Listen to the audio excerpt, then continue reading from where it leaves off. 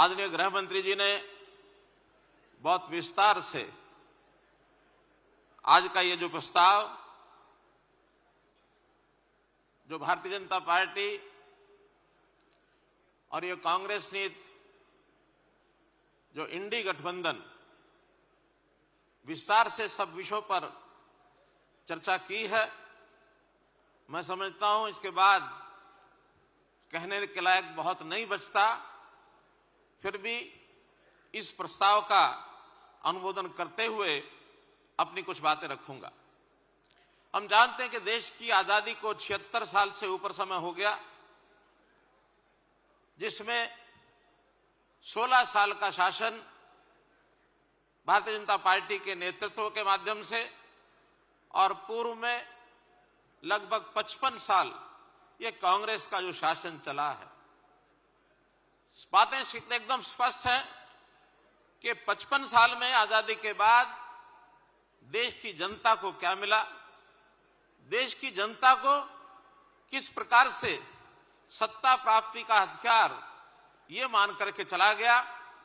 और इन 16 वर्ष में, जिसमें विशेष तौर पर अब के 10 वर्ष आदरणीय नरेंद्र भाई मोदी जी के नेतृत्व में जो सरकार चल रही है, हमने जनता की सेवा के लिए इस सत्ता को माध्यम बनाया।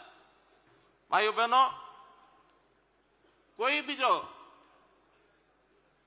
पार्टी है, कोई संगठन है, 3 बातें उसके लिए जो महत्वपूर्ण कही गई हैं, उसकी नीति क्या है, उस नेतृत्व की नीयत क्या है और नेतृत्व क्या है, विचारधारा क्या है। अगर इस कसौटी पर हम सब आज के इंडी गठबंधन के बारे में विचार करते हैं, ना उनकी कोई नीति है, ना नीयत है, ना नेतृत्व है। अगर कांग्रेस जब बना, कांग्रेस के उस समय के कार्यकाल में जो नेता थे, उद्देश्य तो ठीक लगता है कि देश की आजादी प्राप्त करने के लिए वो एक संगठन बना था। संगठन ने कांग्रेस के नाते बहुत इस प्रकार के नेता जिनका आज भी हम सम्मान करते हैं, चाहे लोकमान्य तिलक हो, सरदार पटेल हो, महात्मा गांधी हो, नेताजी सुभाष चंद्र बोस हो, इस प्रकार का नेतृत्व देश की आजादी प्राप्त हुई। और वहीं अगर आज के नेतृत्व की बात करें तो आज का राज सत्ता प्राप्त करके उसको भोगने का काम उन्होंने किया, देश की सेवा न की।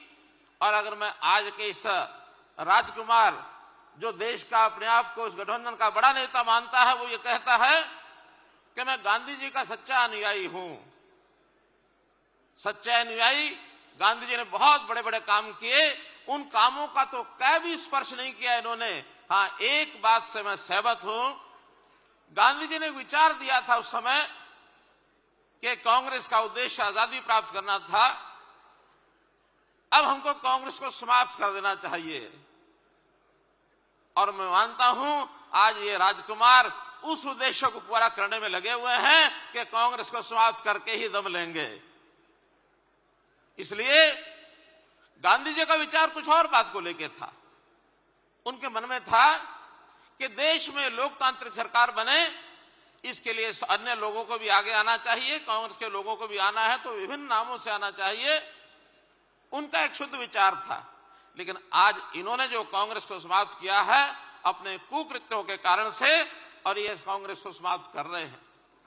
पिछले सालों में जब कांग्रेस का शासन, देश की हालत हम देखते हैं कि देश को दिशा देने की तो बात दूर, बंटवारे का, समाज के बंटवारा करके बांटो राज करो जो अंग्रेजों की पॉलिसी उसके हिसाब से चलते रहे कि कैसे हम समाज को बांट करके उनके सामने सत्ता प्राप्त करने के लिए वोट, बहुमत का वोट लेना, यही उसका उद्देश्य होता था।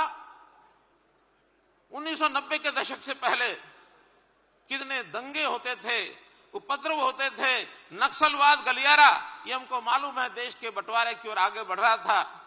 उग्रवाद की, चाहे पंजाब का, कश्मीर का उग्रवाद हमने देखा है, इनके समय में खूब चलते थे।